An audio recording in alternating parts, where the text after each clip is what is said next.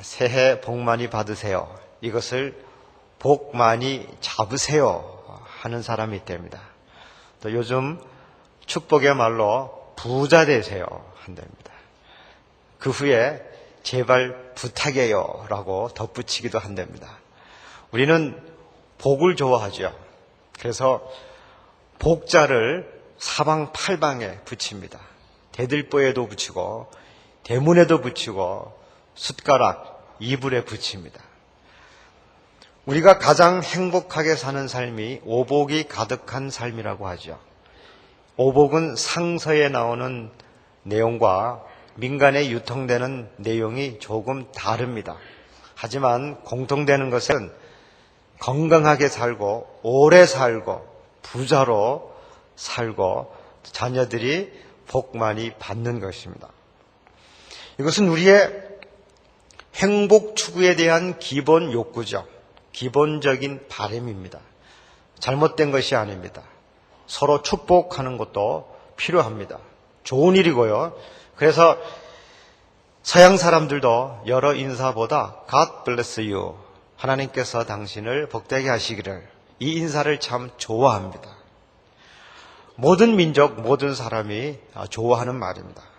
그러나 우리가 명심해야 할 것은 우리가 기본적으로 인간으로서 행복에 대한 기본적인 추구와 바람을 성경에 기록된 복음과 동일시해서는 안 된다는 것입니다. 복음도 복된 소식, 복자를 사용합니다. 그렇다고 이 복이 우리가 오복에서 말하는 복이 아닙니다. 성경에서 말하는 복음은 복된 소식인데, 그 복된 소식은 우리가 예수 그리스도 안에서 구원을 얻었다. 예수 그리스도를 믿음으로 은혜로 구원을 얻었다. 우리가 선행을 한 것도 아니고 그 어떤 법을 지킨 것도 아니고, 다만 하나님께서 우리를 사랑하셔서 우리가 값없이 조건 없이 구원받았다. 이 소식이 복된 소식이고 이것이 복음입니다. 이것이 가장 근원적이고 본질적입니다. 이러한 복음을 확실하게 깨닫고 이 복음의 진리 안에 머물 수 있기를 바랍니다. 새해의 걱정거리도 참 많죠. 뉴스를 보거나 TV를 보아도 온통 걱정거리입니다. 하지만 우리가 이 시간에 다른 걱정거리를 잠깐 접어두고요, 복음의 진리가 훼손되는 것을 함께 걱정하십시다. 우리가 풀어야 할 문제들이 적지 않습니다. 그러나 복음의 진리가 훼손되는 문제, 이것을 본질적으로 다시 한번 풀고 회복할 수 있기를 바랍니다. 바울은 갈라디아서 1장 13절부터 17절까지 자기가 전하는 복음이 사람에게서 받은 것도 아니고 배운 것도 아니고 오직 예수 그리스도의 계시로 말미암은 것임을 강조했습니다. 1장 18절부터 24절까지는 자기가 전하는 복음이 유대 교회로부터 받은 것이 아님을 강조하고 있습니다. 그리고 오늘 본문 2장 1절부터 10절까지는 예루살렘 기둥 사도들로부터 받은 것이 아니다. 이것을 다시 한번 강조합니다. 오늘은 우리가 바울과 예루살렘 사도들이 이르게 된 결론에 대하여 함께 살펴보겠습니다. 바울이 이방인을 위하여 전파하는 복음이 무엇이며 또 누가 어떻게 그것을 반대했고, 그리고 결론적으로 예루살렘의 사도들과 어떻게 합의에 이르게 되었는지 함께 살펴보도록 하겠습니다. 1절 함께 읽겠습니다. 14년 후에 내가 바나바와 함께 디도를 데리고 다시 예루살렘에 올라갔노니, 14년 후 바울은 예루살렘을 다시 방문했습니다. 이 14년 후가 첫 번째 방문 후 14년인지 아니면 회심 이후 14년인지 학자들 사이에 논란은 계속되고 있습니다. 하지만 우리가 일단 갈라디아서 문맥에 따라 첫 번째 방문 후 14년이라고 생각하는 것도 틀리지 않습니다. 바울의 이 두 번째 방문을 통해서 바울과 예루살렘 지도자 사이에 연합과 일치가 이루어졌습니다. 바울은 유대적인 것과 이방적인 것을 포함하는 보다 보편적인 복음을 주장했고요. 베드로와 함께 예루살렘의 기둥 사도들은 유대적인, 그래서 민족적인 복음을 더 강조했습니다.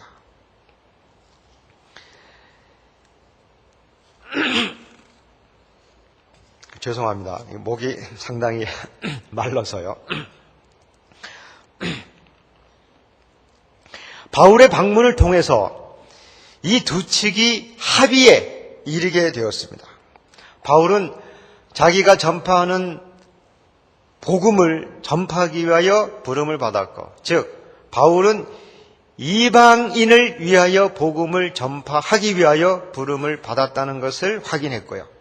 베드로는 또한 자기가 전하는 복음을 전파하기 위하여 부름을 받았습니다. 즉 유대인들을 위하여 복음을 전파하기 위하여 부름을 받았던 것이죠. 그러나 각자가 전파하는 복음의 내용은 같았습니다. 다만 다른 것은 그들이 복음을 누구에게 전하는가, 즉 복음의 대상이 다를 뿐이었습니다. 14년 후, 14년이 참 중요합니다. 바울은 바나바와 디도를 동반해서 예루살렘을 다시 방문했는데요.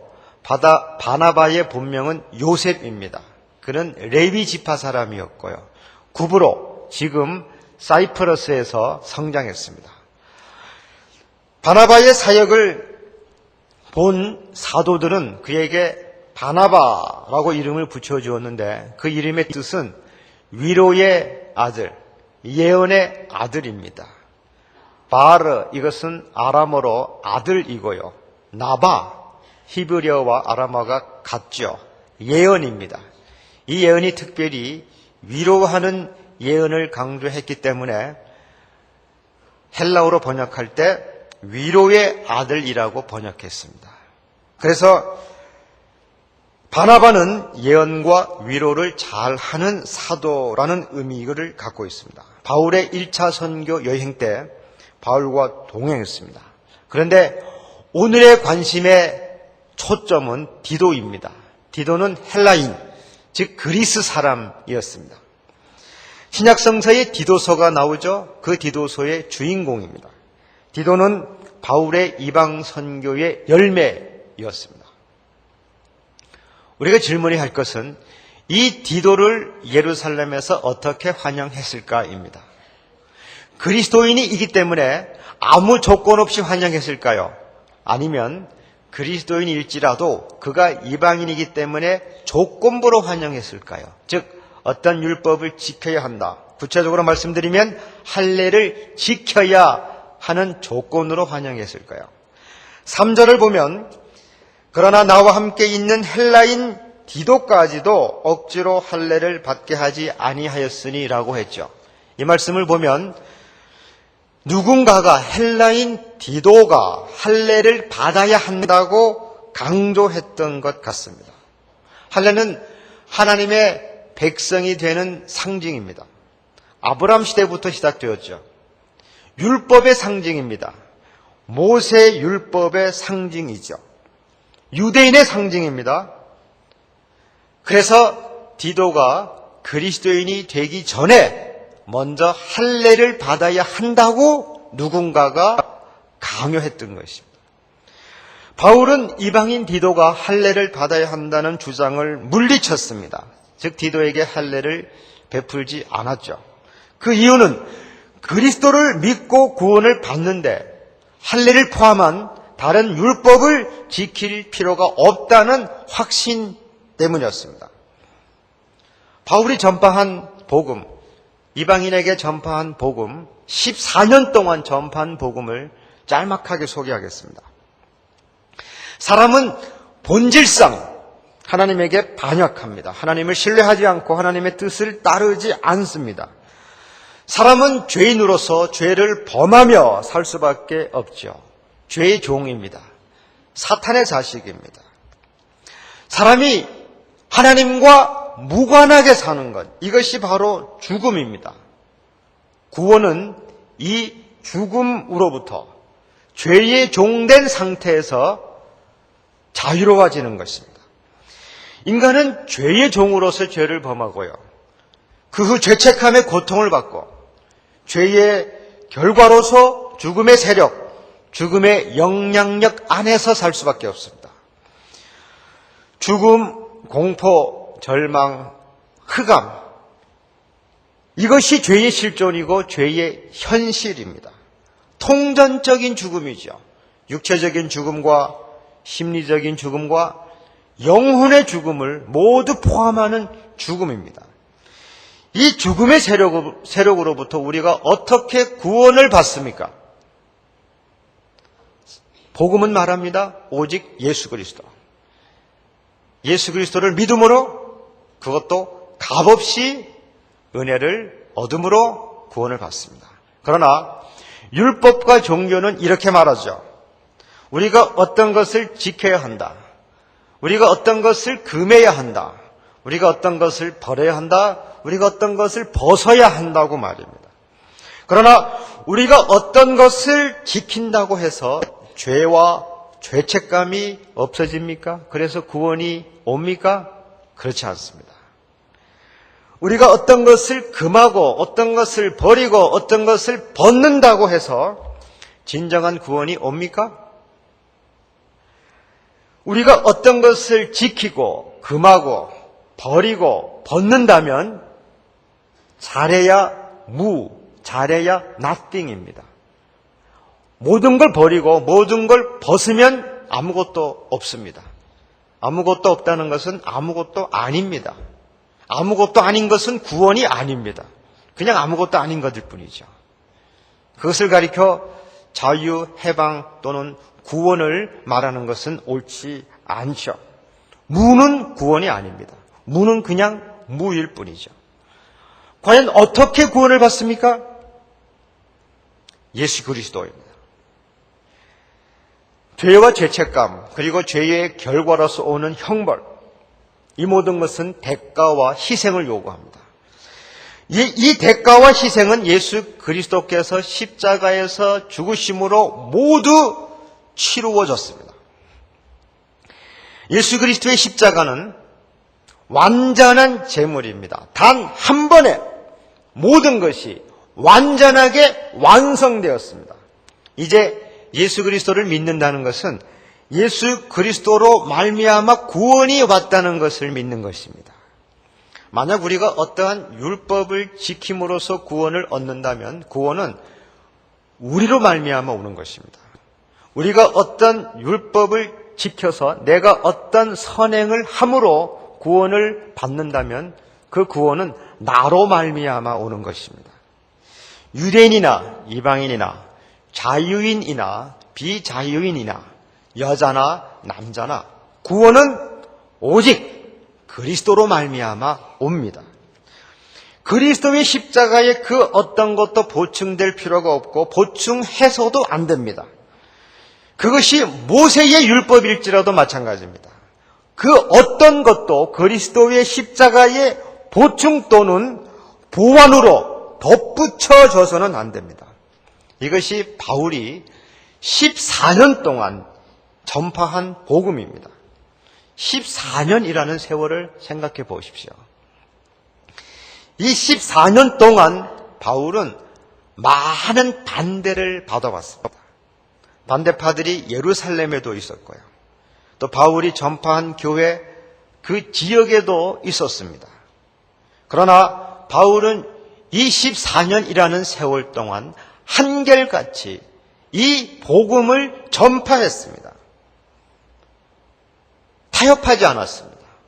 반대에도 무릅쓰고 이 복음만을 전파했습니다. 바울은 이제 이 복음을 14년 만에 예루살렘을 다시 방문한 것을 기회로 삼아 예루살렘의 기둥인 사도들에게 제시했습니다. 예루살렘의 기둥이란 베드로, 그리고 예수님의 동생 야고보, 그리고 요한을 가리킵니다. 2절을 함께 읽겠습니다.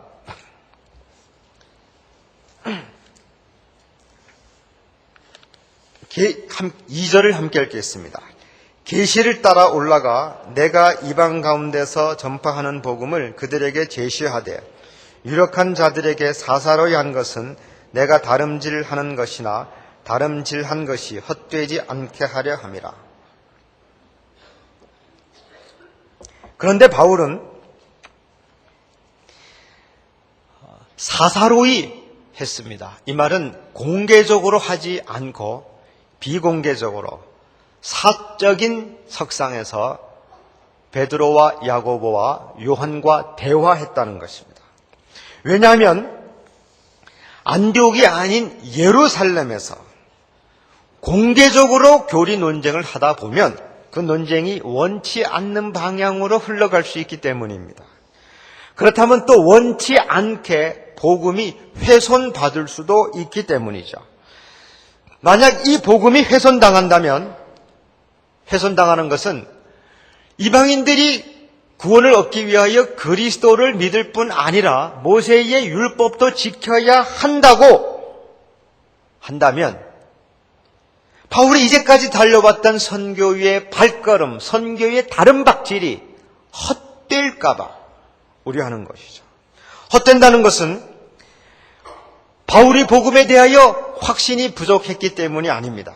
바울은 복음에 관한 확신이 부족하지 않죠. 다만 바울의 관심사는 혹시 믿음이 연약한 사람들, 즉 이방인으로서 그리스도를 믿은 사람들이 예루살렘에서 일어나고 있는 교리 논쟁의 소식을 듣고 혹시 실족할까 봐, 한두 사람이라도 실족할까 봐 그것을 우려하는 것입니다. 바로 그것이 내가 이제까지 달렸던 길, 아직 달리고 있는 길이 이 다른 박질이 헛될까 봐 두려워한다는 것입니다.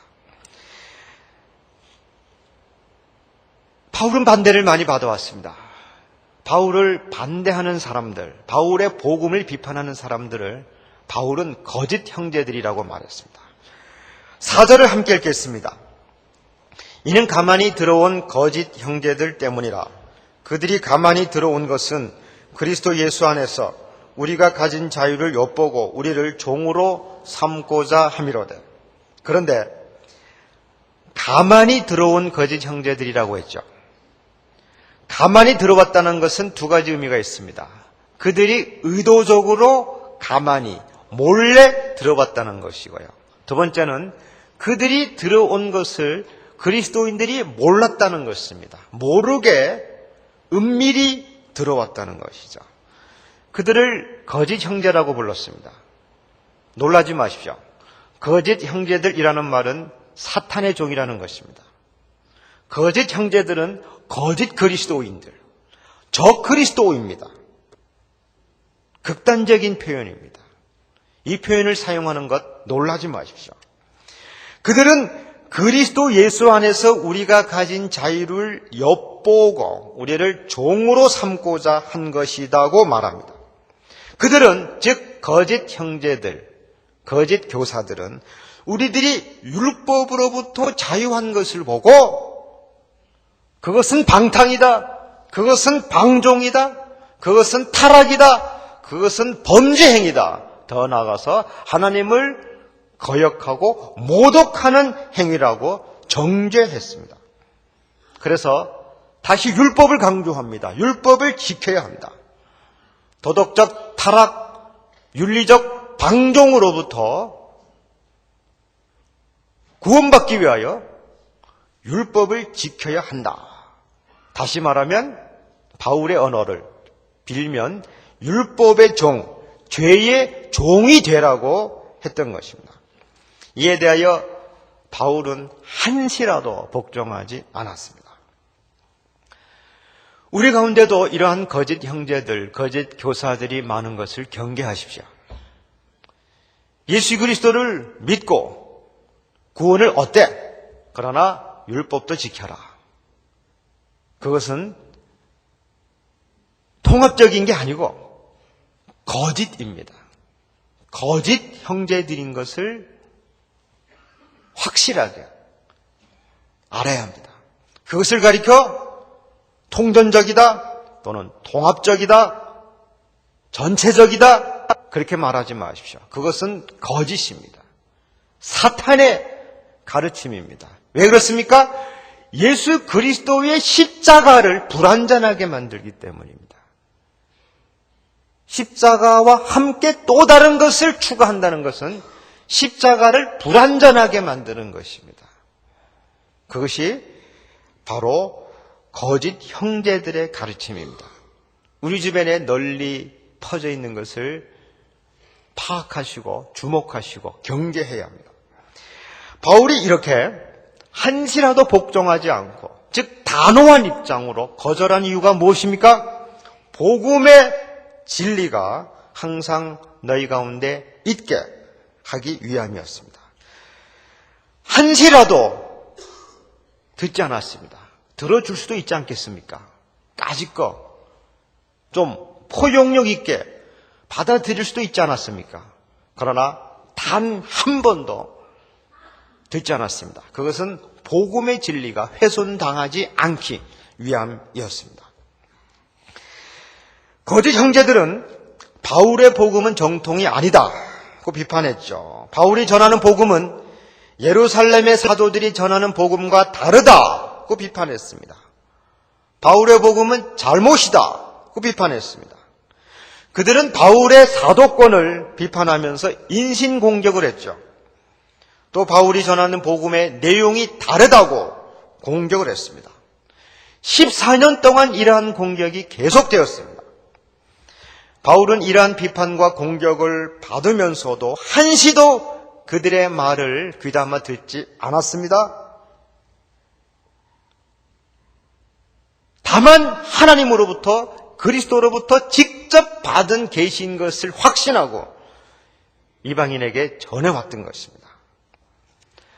바울은 그리스도로부터 직접 받은 계시를 다른 사람들에게서 검증받을 필요가 없었습니다. 그러나 14년 만에 예루살렘을 방문하면서 그것을 기회 삼아 베드로와 야고보와 요한과 대화하면서 그 내용에 대한 확증을 받게 됩니다. 6절을 함께 읽겠습니다.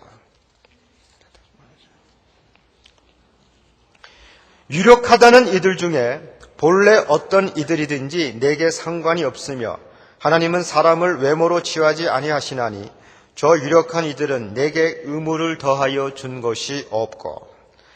유력하다는 말 2절에 한 번 나오고요, 6절에 2번 나오고요, 그리고 9절에는 기둥같이 여기는 표현을 만날 수 있습니다. 이들은 야고보와 게바와 요한이죠. 바울은 그들의 명성에 대하여 어느 정도 인정하고 있습니다. 유력하다는 이들, 혹시 냉소적이거나 또는 비난의 어조가 섞인 것처럼 생각할 수 있습니다. 그러나 바울은 그들의 명성을 손상시키기 위하여 이러한 말을 사용한 것은 아닙니다. 바울은 이미 갈라디아서 1장 17절에 예루살렘의 사도들은 나보다 먼저 사도된 자들이라고 인정했습니다. 또 9절에는 그들은 바울에게 친교의 악수를 했습니다. 그럼에도 불구하고 왜 이런 표현을 여러 번 사용했습니까? 그것은 바울을 비판하고 공격하는 유대주의자들이 바울을 공격하는 이유로서 예루살렘의 유력한 사도들을 인용하기 때문입니다. 그들은 예루살렘 기둥 사도들의 말을 인용하면서 사도들이 그랬다 말하면서 바울의 복음의 내용을 비판하고 공격했던 것입니다. 그러나 정말 그 유력하다는 사도들이 바울이 전하는 복음의 내용을 비판하고 공격했습니까? 그렇지 않습니다. 예루살렘의 지도자들은 바울이 전하는 복음을 확증해 주었습니다. 6절, 저 유력한 이들은 내게 의무를 더하여 준 것이 없다. 바울이 전하는 복음의 내용을 인정해 준 것입니다. 그들은 아무것도 애드하지 않았습니다. Nothing. 아무것도 애드하지 않았습니다. 우리 성경에는 의무를이라는 단어가 추가되었습니다. 이것은 번역자들의 해석의 결과로서 추가된 것입니다. 헬라어 본문은 아무것도 추가하지 않았다는 것이죠. 즉, 바울이 전하는 복음의 내용, 그 내용에 그 어떤 것도 추가하지 않았다. 어떤 의무도 추가하지 않았다. 어떤 것이라도 율법 준수의 사항을 덧붙이지 않았다. 바울이 전하는 복음의 내용을 수정하지 않았다는 것입니다. 바울이 전하는 복음이 틀리지 않았음을 베드로와 야고보와 요한이 확인해 준 겁니다. 물론 베드로가 확인받을 필요는 없었습니다. 그러나 자기를 공격하는 사람들을 위해서 베드로와 야고보와 요한의 확인이 지금 필요했던 것입니다. 7절을 함께 읽겠습니다. 도리어 그들은 내가 무할례자에게 복음 전함을 맡은 것이 베드로가 할례자에게 맡음과 같은 것을 보았고,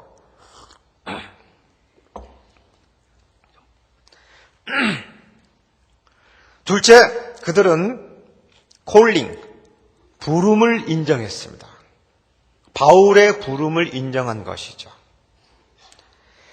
바울은 무할례자에게, 즉 이방인에게 복음 전함을 맡았다. 이것을 위하여 부름을 받았다. 한편 베드로가 할례자에게, 유대인들에게 복음 전하기 위하여 부름을 받았다. 이 부름을 서로 확인했습니다. 역사의 주인이 되시는 하나님을 인정했죠. 하나님께서 베드로를 부르셔서 유대인의 사도로 삼으셨고, 바로 그 하나님께서 바울을 부르셔서 이방인의 사도로 삼으셨습니다. 이것을 인정하면서 서로 친교의 악수를 나누었습니다. 친교의 악수를 나누었다는 것은 코이노니아, 즉 성령의 사귐을 서로 인정했다는 거죠. 서로 성령께서 말씀하시는 대로 가고, 성령께서 말씀하시는 내용을 전하고, 성령께서 시키는 대로 복종하기로, 그리고 다 함께 성령께서 함께 계시는 것을 서로 확인하고 코이노니아의 악수를 했습니다. 서로 하나인 것을 확인했습니다. 그리고 세 번째, 10절입니다. 10절 함께 읽겠습니다. 다만 우리에게 가난한 자들을 기억하도록 부탁하였으니 이것은 나도 본래부터 힘써 행하여 왔노라.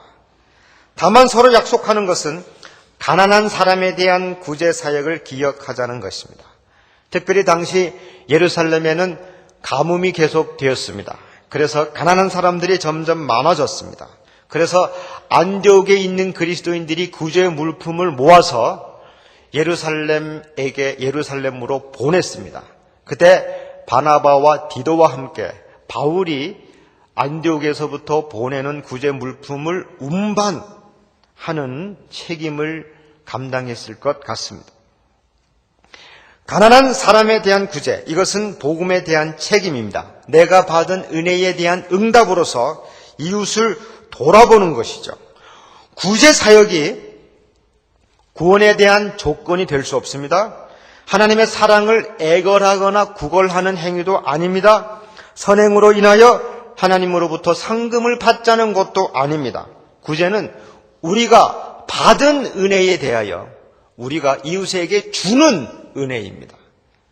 이것이 사랑의 회복입니다. 이것이 진정한 윤리의 회복입니다. 만약에 우리가 어떤 선행을 함으로, 싸움으로, 적선함으로 우리가 무엇을 얻는다면 그것은 사랑이 도구화되는 것입니다.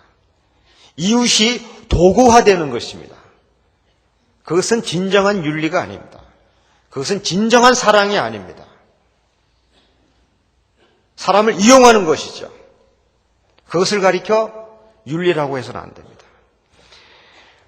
우리가 율법으로부터 자유하다. 이 자유를 엿보고 그래서 율법의 종으로 다시 우리를 전락시키고자 하는 사람들의 논리는 이렇습니다.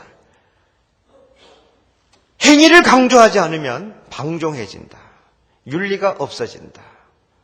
사회 도덕이 막 무너진다는 논리입니다. 그러나 무엇이 두려워서 사랑을 하거나 무엇이 두려워서 선행을 하거나 무엇이 두려워서 도덕적으로 산다면 또 무엇을 얻기 위하여 도덕적으로 살고 무엇을 얻기 위하여 선행을 행한다면 그것은 윤리의 타락입니다. 진정한 사랑이 아닙니다.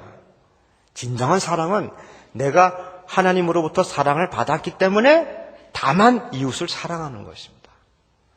무엇을 받기 위함이 아니고 사람이기 때문에 사랑하는 것이죠. 하나님께서 나를 사랑하셨기 때문에 내가 사랑하는 겁니다. 그렇기 때문에 진정한 자유 안에서 진정한 복음 안에서 윤리와 사랑이 회복되는 것입니다. 자유인만이 진정한 자유를 경험한 사람, 진정한 자유를 누리는 사람만이 책임적으로, 윤리적으로 사랑을 행할 수 있는 것입니다. 이것을 확인한 것이죠. 거짓 형제들, 즉 유대주의자들은 바울과 예루살렘 사이를 이간질시키려고 했습니다. 그것이 실패했죠. 복음은 하나이다. 하나인 복음을 확인했습니다. 다만 서로가 전파하는 내용이 다른 것이 아니고 대상이 다를 뿐이었습니다. 그러나 복음의 내용은 하나입니다. 우리에게 복음서가 4개가 있죠. 마태복음과 마가복음과 누가복음과 요한복음입니다. 그러나 복음서가 4개라고 해서 복음이 4개인 것 아닙니다. 복음서가 4개일 뿐이죠. 복음은 하나입니다. 이 복음서가 말하는 복음은 바울이 전하는 복음과 같습니다. 그리스도로부터 직접 받은 계시의 복음, 바로 그 복음이 내 복음서에 기록된 복음과 같습니다. 바울의 복음이 베드로의 복음과 다르지 않습니다. 바울의 복음이 4개의 복음서에서 말하는 복음과 다르지 않는 것처럼 모두가 하나입니다. 어떤 사람들은 이렇게 말합니다. 바울이 전하는 복음의 내용은 야고보가 전하는 복음과 정반대다. 그러나 이런 입장은 옳지 않습니다. 틀렸습니다. 바울과 야고보는 스타일이 다르고 강조점이 다를 뿐입니다. 두 사람의 또는 여러 사람의 성품과 인격이 다르고요. 글 쓰는 대상과 상황이 다를 뿐이죠. 그러나 그들은 모두 한 복음의 다른 측면을 각각 강조할 뿐입니다. 바울은 율법주의자들에게 글을 쓰고요. 야고보는 도덕과 윤리가 필요 없다고 말하는 사람들에게 글을 쓴 것입니다. 이들은 모두 단 하나의 복음에 대하여 쓴 것입니다. 사도들의 복음은 하나입니다. 신약성서의 복음도 하나입니다. 구약성경과 신약성경을 포함한 성경의 복음도 하나이고요. 기독교의 복음도 하나입니다. 그 복음은 오직 예수 그리스도 안에서만 구원을 얻는다. 예수 그리스도를 믿음으로 오직 은혜로 아무것도 한 일이 없지만 값없이 은혜로 구원을 받는다. 바로 그것입니다. 행위로 구원을 받는 것이 아닙니다. 율법 준수로 구원을 받는 것이 아닙니다. 오직 은혜로 구원을 받았다. 이 복음이 우리의 복음입니다. 세상이 바뀌어도 이 복음은 변하지 않습니다. 문화와 인종과 시대와 역사가 달라도 이 복음은 변하지 않습니다. 젊은이나 노인이나 동양이나 서양이나 선진국이나 개발도상국이나 과학자나 비과학자나 신앙생활을 오래 한 사람이나 신앙생활을 이제 막 시작한 사람이나 복음은 하나입니다. 복음은 다르지 않습니다. 그 표현이 다르고 스타일이 다를 수는 있지만 그 복음의 내용은 오직 하나입니다. 이 사실을 우리가 더욱더 확실하게 깨닫고 이 복음의 진리가 우리에게 항상 있기를 바랍니다. 바울은 거짓 형제들이라는 말을 쓰면서 얼마나 단호한 입장을 취했습니까? 하지만 바울이 연약한 형제들에게는 아주 유연하게 포용력 있게 대했습니다. 그러나 믿음이 연약한 사람들을 위해서는 유연하게 행동을 취했지만 그러나 복음의 진리에는 아무런 변화가 없었습니다. 하지만 복음의 진리가 변할 수 있는 가능성, 그 가능성에 대해서는 단호하게, 철저하게 거짓 형제들이라고 말하면서 거부했습니다. 한치의 양보, 타협도 허락하지 않았습니다. 엄격했던 것이죠. 우리는 이것을 잘 적용해야 됩니다. 우리가 때로 의견이 서로 다르고 그래서 서로 갈등과 충돌을 일으킬 수도 있습니다. 그러나 그 갈등이 인간적이거나 성격 차이이거나 문화적인 차이이거나 각자의 전통의 차이 또는 취향의 차이 때문이라면 우리는 그것을 이런들 어떠하리 저런들 어떠하리 하고 유연하게 생각할 필요가 있습니다. 그런데 복음의 진리가 훼손될 수 있다. 그 상황에서는 한치의 타협도 허락해서는 안 됩니다. 거기에 관해서는 철저하게 엄격하게 거짓 형제들이라고 말하면서 단호하게 입장을 취해야 합니다. 그런데 그것이 바뀌면 안 됩니다. 복음의 진리에 관한 하는 이런들 어떠하리 저런들 어떠하리 포용력 있게 수용하자라고 말하면서 개인적 취향에 관한 한 전통과 문화에 관한 한 목숨 걸고 싸우는 분이 있습니다. 그건 안 됩니다. 그러면 안 되고 반대로 바울처럼 해야 됩니다. 문화적인 것, 인간적인 것, 전통적인 것은 유연하게, 믿음이 연약한 사람들에 대해서는 유연하게, 온유하게 대합시다. 그러나 복음의 진리가 훼손당할 수 있는 가능성, 그 가능성 앞에서는 우리가 엄격하게 한치의 양보도 타협도 절충도 허락하지 않는 것입니다. 그래서 복음의 진리가 우리 가운데 항상 있기를 원합니다. 이제 다음 주일에는 이 베드로가 실수를 합니다. 여기서 바울에게 복음의 내용을 확인해줬던 그 베드로가 실수를 하게 됩니다. 그래서 바울이 공개적으로 베드로를 비판합니다.